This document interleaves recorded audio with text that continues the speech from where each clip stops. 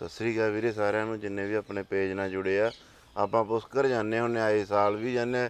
ਇਸ ਵਾਰ ਆਪਾਂ ਰਾਜਸਥਾਨ ਦੇ ਟੂਰ 'ਤੇ ਚੱਲੇ ਸੀ ਤਾਂ ਅਸੀਂ ਟੂਰ ਹੀ ਪੁਸ਼ਕਰ ਤੋਂ ਸ਼ੁਰੂ ਕੀਤਾ। ਹੁਣ ਆਪਣੇ ਨਾਲ ਜਿਹੜੇ ਆਸ਼ਰਮ 'ਚ ਆਪਾਂ ਰੁਕਦੇ ਹੁੰਦੇ ਉੱਥੋਂ ਦੇ ਪੰਡਿਤ ਜੀ ਖੜੇ ਨੇ, ਇਹਨਾਂ ਤੋਂ ਆਪਾਂ ਪੁੱਛਾਂਗੇ ਪਹਿਲਾਂ ਤਾਂ ਪੁਸ਼ਕਰ ਦਾ ਇਤਿਹਾਸ। ਪੰਡਿਤ ਜੀ ਆਪਾਂ ਨੂੰ ਪੁਸ਼ਕਰ ਦਾ ਇਤਿਹਾਸ ਦੱਸੋ ਵੀ ਪੁਸ਼ਕਰ ਸ਼ਹਿਰ ਕਦੋਂ, ਕਿਹਦੇ ਕਰਕੇ, ਕਿਵੇਂ, ਕਿੰਨਾ ਨੇ ਵਸਾਇਆ ਸੀ ਇਹਨੂੰ। जी राधे राधे। सबसे पहले आप सभी को हमारे पुष्कर, इसको पुष्कर क्यों कहा जाता है, इसके हमारे पुराणों में भी अच्छी व्याख्या है और यहाँ के जो हमारे पूर्वज थे उनके द्वारा भी हमें जिस तरीके से बताया गया था कि जब ये सृष्टि का प्रारंभ हुआ था, जब इस सृष्टि की रचना हुई थी, तो रचना करने से पहले उन्होंने स्थान की प्रधानता को देखा था कि इस सृष्टि की रचना किस स्थान से की जाए जिससे इस सृष्टि में किसी भी प्रकार का कोई विघ्न ना आवे और इस कल्याण की भावना सभी में जागृत होवे। तो उस समय उन्होंने ब्रह्मा जी जो हमारे थे, तो ब्रह्मा जी महाराज ने अपना एक कमल था जो हाथ में वो पुष्प रखते थे, उस कमल को उन्होंने अपने ब्रह्मलोक से छोड़ा था कि ये जहाँ कमल जाकर के विराजमान होगा वहीं पर ही यज्ञ प्रारंभ होगा और यज्ञ प्रारंभ होने के बाद वहीं से ही सृष्टि का प्रारंभ होगा। इस प्रकार से जब वो कमल हमारे यहाँ नीचे पृथ्वी लोक पे आया तो पृथ्वी लोक पे आकर के इसी भूधरा तल पे, इसी स्थान पर पे वो कमल आकर के विराजमान हो गया। यहाँ कमल विराजमान होने के बाद में ब्रह्मा जी ने यहीं पर ही यज्ञ का प्रारंभ किया था, क्योंकि हमारे सनातन धर्म में आदिकाल से ये रीति रही थी, ये शास्त्र और वेदी विधान रहा था कि कभी भी कोई शुभ कार्य करते थे तो उससे पहले यज्ञ का प्रारंभ करते थे।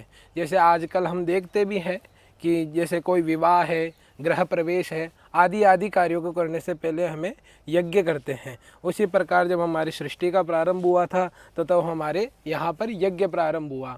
यज्ञ प्रारंभ होने के बाद में यहाँ पर कई प्रकार की शास्त्र अनुसार बड़ी बड़ी व्यवस्थाएं हुई और उसके बाद में सबको अपनी अपनी जिम्मेदारियाँ कार्यकारिणी सौंपी गई।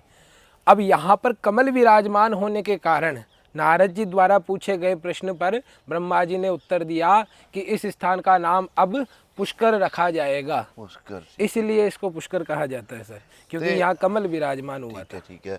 एक माना जाता है कि ब्रह्मा जी का मंदिर दुनिया में, संसार में सिर्फ पुष्कर में ही है, ये क्यों है? जी, उसमें हमारे यहीं से ही वो कथा प्रारंभ होती है। वैसे ब्रह्मा जी का मंदिर 2 या 3 अत्यधिक जगह भी है, लेकिन जो सबसे पहला मंदिर है और जो सबसे बड़ा मंदिर है और सबसे बड़ी जहाँ मान्यता महत्वता है वो इस पुष्कर में है ब्रह्मा मंदिर का। क्यों?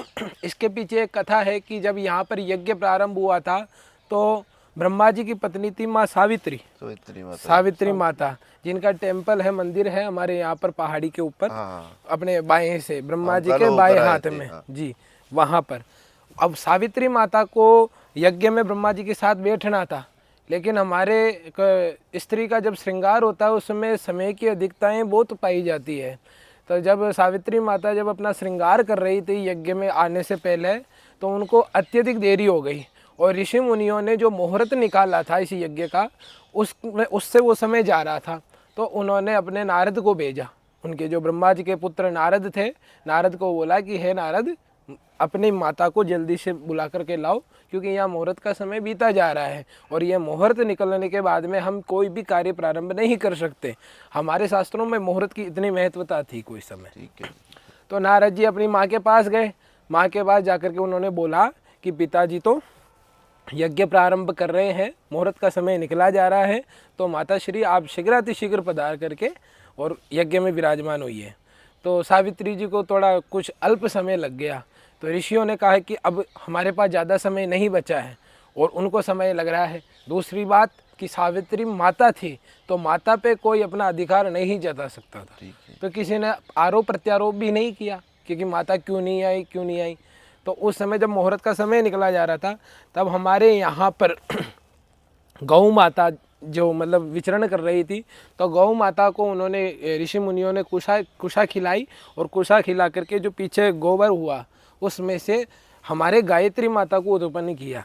जिसे आज भी हमारे पुष्कर में गायत्री माता और सावित्री माता दो को पूजा जाता है। ठीक है। तो फिर गायत्री माता को सस्वरूप, क्योंकि ब्रह्मा जी तो सृष्टि के रचयिता थे, वो ही जीव की रचयिता करते थे, तो उन्होंने एक गायत्री देवी की रचना की अच्छा। और उनको अपने साथ में यज्ञ में विराजमान करके उस यज्ञ को उन्होंने प्रारंभ किया। अब ये पुराणों में भी इसका व्याख्यान मिलता है, हालांकि वैदिक शास्त्रों में इसका व्याख्यान नहीं है, लेकिन पुराणों में इसका व्याख्यान है। जैसे पद्म पुराण है, वराह पुराण है, आदि आदि में इसका व्याख्यान मिलता है। तो फिर उन्होंने यहाँ पर यज्ञ प्रारंभ किया। तो जब जैसे ही सावित्री माता को ये पता चला कि मतलब गायत्री माता से विवाह कर लिया? नहीं, विवाह नहीं किया सर, ठीक है। क्योंकि यज्ञ में बिठाने के लिए उनका स्वागत किया, ठीक है। मतलब उनके साथ विवाह नहीं किया, लेकिन जब उन यज्ञ में उनके साथ बैठे गए तो वो वर्णित हो गए। हाँ जी, मतलब सावित्री माता की जगह ले ली। हाँ, सावित्री माता का स्थान ले लिया। ठीक है। तो सावित्री माता को जब पता चला कि मेरे स्थान पे कोई और स्त्री ब्रह्मा जी के साथ बैठी है, तो सावित्री माता को ये देख करके क्रोध आया। सावित्री माता को क्रोध आया तो उन्होंने आते ही सबसे पहले ही ब्रह्मा जी को ही श्राप दिया। ब्रह्मा जी को क्या श्राप दिया गया था कि आपका मंदिर इस स्थान के सिवा कहीं पर नहीं बनेगा, और अगर बन भी गया तो वहाँ आपकी पूजा नहीं होगी। ठीक है। ये श्राप दिया था। इसीलिए मतलब ब्रह्मा जी का मंदिर और जगह नहीं है। और यहाँ पर कई लोगों ने कोशिश भी की है, यहाँ पर कई लोगों ने प्रयास भी किया है कि ब्रह्मा मंदिर बनाए, हम ब्रह्मा मंदिर बनाए। ये तो कहने की बातें, हम इसको कैसे माने। तो हमारे एक राजपूत समाज के एक व्यक्ति हैं यहाँ, उन्होंने ब्रह्मा मंदिर की यहाँ रचना प्रारंभ करने लगे थे। तो हमारे यहाँ पुष्कर आने से पहले पुष्कर घाटी पड़ती है, उस पुष्कर घाटी में उनको रात्रि की 1:15 बजे उनका वहाँ पर देहांत हो गया। तो उस घटना को लेने के बाद में तो मतलब कई लोगों ने प्रयास करना ही बंद कर दिया। इसलिए हम यहाँ पर क्या है, और शास्त्रों के अनुसार यही व्याख्या मिलती है कि ब्रह्मा जी को सावित्री का श्राप होने के कारण ब्रह्मा जी की पूजा नहीं होती है। अगर ब्रह्मा की पूजा भी होती है तो सिर्फ यज्ञ में होती है। ठीक है। पुष्कर की व्याख्या तो आपने बहुत बढ़िया की, लेकिन हम पुष्कर आए हैं तो इसके नाल ही अजमेर पड़ता है। अजमेर का शहर का उत्पन्न कैसे हुआ, ये बता सकते हैं आप? अजमेर के बारे में देखो, मैं अजमेर से हूँ नहीं, मेरा तो जन्म स्थान पुष्कर से है, लेकिन जितना मैं जानता हूँ उतना मैं बता सकता हूँ। अजमेर राजा अजयपाल के द्वारा बसाया गया था। ठीक है। ठीक है। किसी भी स्थान को बसाने के लिए, निर्माण के लिए, किसी स्थान को बनाने के लिए उसका एक नायक होता है। ठीक है। ठीक है। ठीक है। तो वैसे ही अजमेर के नायक थे राजा अजयपाल। अजयपाल के द्वारा अजयमेर इसलिए ही कहा जाता है, पहले इसको अजय मेरू कहा जाता था। अजय मेरू से इसको अजमेर शहर नाम दिया गया था। हमारे यहाँ पर कई राजाओं ने राज किया और कहीं मुगलों का यहाँ पर आक्रमण भी हुआ, कहीं युद्ध भी लड़े गए क्षत्रियों से। पृथ्वीराज चौहान आदि आदि सभी ने यहाँ पर राज किया था। वो तो ठीक है, चलो अजमेर का भी हो गया।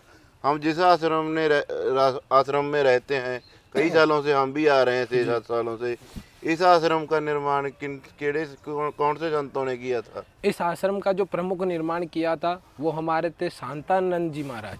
ठीक है। स्वामी 1008 श्री शांतानंद जी महाराज, वो चारों वेदों के ज्ञाता थे और इस स्थान को बनाने के लिए उन्होंने अपना संपूर्ण जीवन त्याग दिया। मतलब और यहाँ पर कहीं वैदिक ऋचाएँ हुई, कहीं वैदिक ब्राह्मणों ने यहाँ पर यज्ञ किए, हवन किए हैं, और यहाँ पर कहीं तरह के ऐसे ऐसे अनुष्ठान हुए हैं जो इस धरा पर अनुपलब्धता पाई गई है। आज के समय वो यज्ञ कराना ही सबसे बड़ी बात है। उस समय ये यहाँ पर यज्ञ होते थे और इसे पुष्कर में यज्ञ भूमि से भी जाना जाता है, शांतानंद उदासीन आश्रम, इसलिए इस आश्रम का नाम भी है श्री शांतानंद उदासीन आश्रम। आज के समय इस आश्रम का मेन संत, जो मुख्य संत के बोलते हैं, वो कौन है? अभी हमारे वर्तमान जो हमारे महामंडलेश्वर हैं यहाँ के, वो श्री रामुनि जी महाराज है। उनके तत्वाधान में, उनके सानिध्य में ही संपूर्ण आश्रम की व्यवस्थाओं का संचालन हो रहा है। बहुत बहुत धन्यवाद जी थोड़ा जी बाबिओ। ਬਾਈ ਵੀਰੇ ਨੇ, ਆਪਣੇ ਪੰਡਿਤ ਜੀ ਨੇ ਬਹੁਤ ਵਧੀਆ ਪੁਸ਼ਕਰ ਦੀ ਵਿਆਖਿਆ ਕੀਤੀ ਹੈ ਨਾ। ਜੇ ਤੁਹਾਨੂੰ ਵੀਡੀਓ ਵਧੀਆ ਲੱਗੀ, ਪੁਸ਼ਕਰ ਬਾਰੇ ਜਾਣਕਾਰੀ ਵਧੀਆ ਲੱਗੀ, ਤਾਂ ਵੀਡੀਓ ਨੂੰ ਲਾਈਕ, ਸ਼ੇਅਰ ਤੇ ਕਮੈਂਟ ਜ਼ਰੂਰ ਕਰੋ ਤੇ ਪੇਜ ਨੂੰ ਫੋਲੋ ਕਰ ਲਓ। ਜੇ ਤੁਸੀਂ YouTube ਤੇ ਦੇਖਦੇ ਹੋ ਤਾਂ ਸਬਸਕ੍ਰਾਈਬ ਕਰ ਲਓ। ਧੰਨਵਾਦ ਜੀ। जय जय श्री राधे।